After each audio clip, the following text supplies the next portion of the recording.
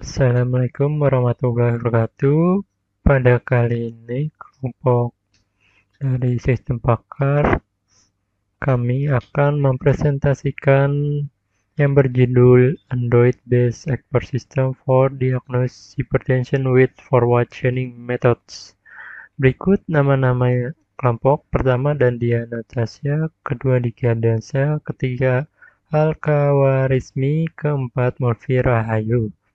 Berikutnya, Tekanan darah tinggi atau hipertensi adalah suatu kondisi medis yang mana tekanan darah berada di angka 140/90 mmHg atau lebih. Pada orang dewasa, hipertensi sering kali disebut sebagai pembunuh gelap karena termasuk penyakit yang mematikan. Oleh karena itu, kami membuat sistem ini dengan menggunakan sistem pakar dengan metode forward chaining, yang mana sistem mencari kesimpulan berdasarkan fakta-fakta yang ada untuk menuju kesimpulan hipertensi. Sistem pakar. Jenis yang kami gunakan adalah diagnosis, karena kami menggunakan gejala sebagai fakta untuk mendapatkan kesimpulan. ya, selanjutnya representasi pengetahuan.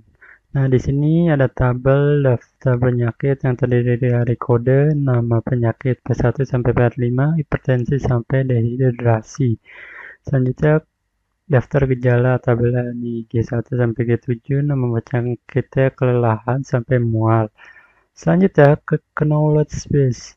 Nah, di sini kita goalnya tujuannya P1 hipertensi sesuai ya. Selanjutnya fakta awal adalah fakta yang ada sebelumnya. Nah, di sini kita akan cari fakta baru. Nah, iterasi ini rule R1 if then if. Nah, di sini G1, G2 ada ya, G2-nya maka P2 di sini. Selanjutnya di sini G1, G2, G3. Nih, P2 kan G1-nya ada tuh. Terus G2-nya ada. Nah, G3-nya udah ada juga, maka kita tulis ini P3. Selanjutnya R3, G1, G2, G3, dan G6.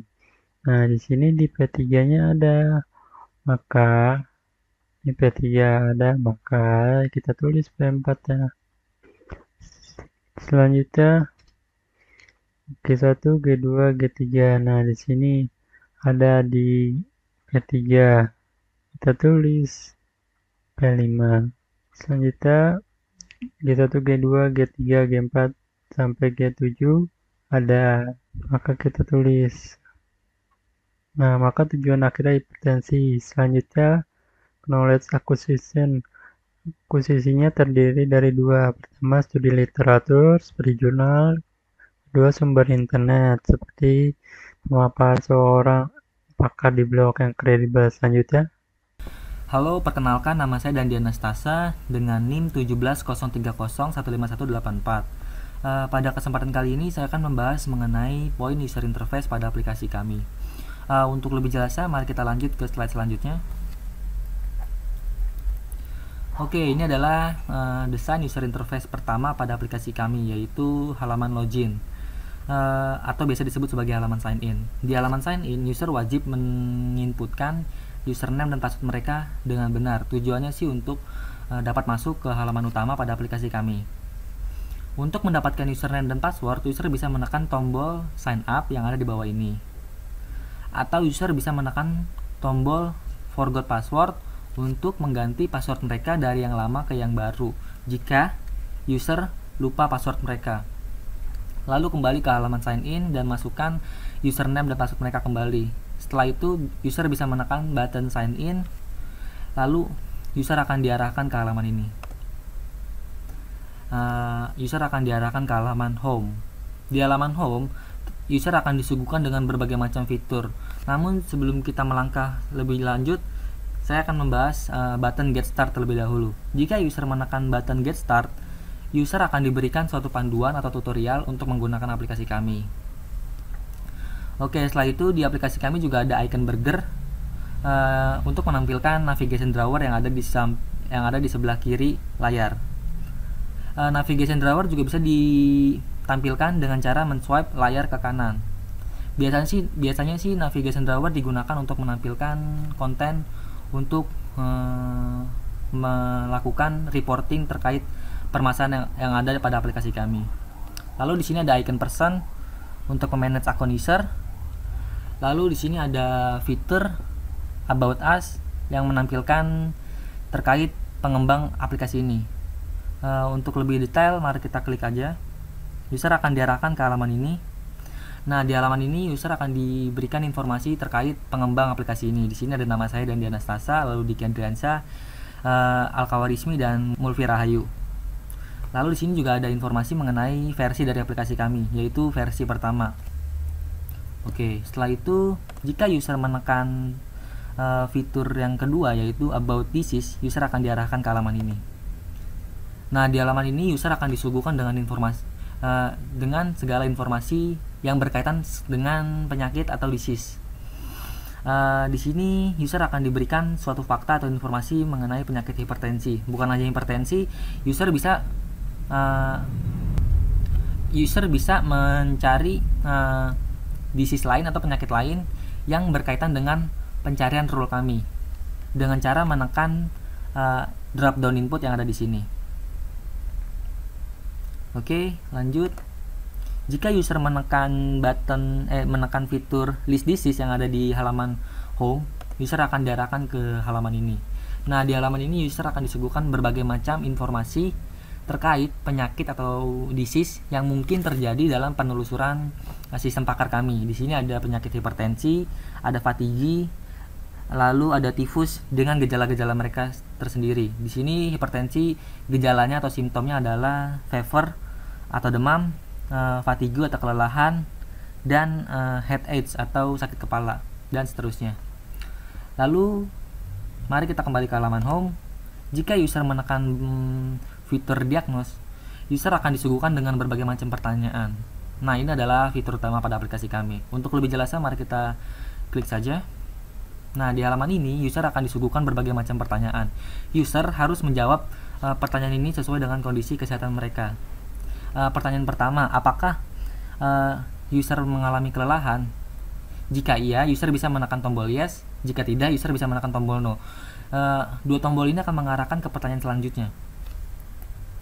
Pertanyaan selanjutnya adalah apakah dia sakit kepala? Lalu, apakah jantung user tersebut berdegup tidak beraturan? Lalu pertanyaan selanjutnya adalah apakah user pernah merasa kejang? Pernah mengalami kejang? Lalu pertanyaan selanjutnya, apakah user pernah mimisan pada suatu kondisi? Lalu pertanyaan selanjutnya, apakah user pernah merasa demam pada suatu kondisi? Lalu pertanyaan terakhir, apakah user pernah merasa mual? Lalu jika user menjawab semua pertanyaan tersebut dengan jawaban yes, maka user akan diarahkan ke halaman result. Nah, karena user menjawab dengan jawaban yes semua, user akan diberikan informasi mengenai penyakit yang dia derita. Di sini user menderita penyakit hipertensi. Dengan di sini terdapat suggestion atau rekomendasi dari kami untuk memberikan himbauan kepada user untuk menjauhi segala aktivitas terkait penyakit hipertensi. Oke, mungkin cukup sekian penjelasan dari saya, kurang lebihnya mohon dimaafkan. Terima kasih.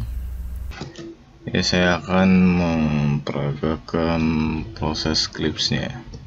Yang pertama, saya akan mencari fatigue. Ya, di situ akan muncul hasil dan rekomendasinya. Yang kedua, saya akan mencari tifus. Ya, di situ muncul tifus dan juga rekomendasinya. Tiga, saya akan mencari stres. Ya, di situ muncul juga hasil dari stres dan rekomendasinya. Selanjutnya, saya akan mencari dehidrasi. Ya, di situ muncul dan hasilnya. Selanjutnya saya akan mencoba mencari gejala hipertensinya. Ya, di situ muncul hipertensi dan yang terakhir saya akan mencari gejala. Ya, di situ akan muncul juga hasil dan rekomendasi. Dan selanjutnya saya akan membahas tentang semantic knowledge-nya. Di sini ada hipertensi, dehidrasi, tifus, stres, dan fatigue juga, dimana semua saling berhubungan. Dan di sini juga ada gejala-gejalanya: demam, mimisan, sakit kepala, dan lain-lainnya. Sekian.